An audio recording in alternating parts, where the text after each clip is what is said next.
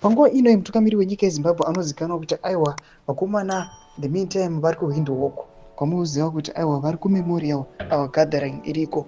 Panguva ino yatinoona kuti he has been fired aiwa navakomana pamusoro pezviitiko nemadelegates avari kufamba nawo aiwa kunyika iyi. Sandapinda mashoko anobuda nyorwa panapa nevanhu avanyatsokuona kuti aiwa panguva inoi vanhu vobuda kutaura vachiti aiwa vakomana macriminals vanogara vari chingutya vakabatira hana dzavo maoko ndorwa subscribe like kuti on the bell kuti mutapenda Joseph Kalimbo anobuda nyora chiti South African President Cyril Ramaphosa arrives at Heroes Acre in Windhoek and I count 2 bodyguards. Zimbabwean President Emmerson Mnangagwa arrives and I count 14 bodyguards behind him.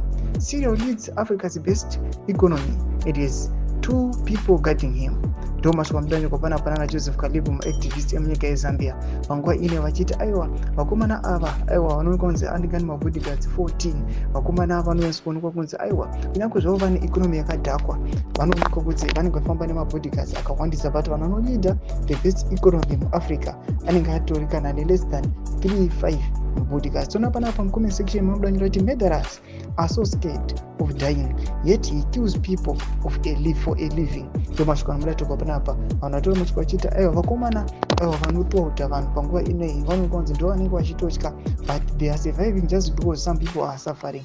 Mashoko ari kubuda panapa nyogwa navakomana vana Kalimbwe vatiri kuona kuti aiwa they are firing mutungamiri wenyika yeZimbabwe vatiri kuona kuti sezvamungozwa kuti Zimbabwe neZambia panguva inoi aiwa maleadership yacho inoratidza kuti aiwa vakarimirana kumugano vakomana havachatarisana havachadyidzani nokuda kwenhau aiwa dzekutungamirira manations. Imboti mafungiro enyu moti kudii pamusoro pechitiko ichi vapinda kume section medu musango subscribe or like, turn on the bell icon.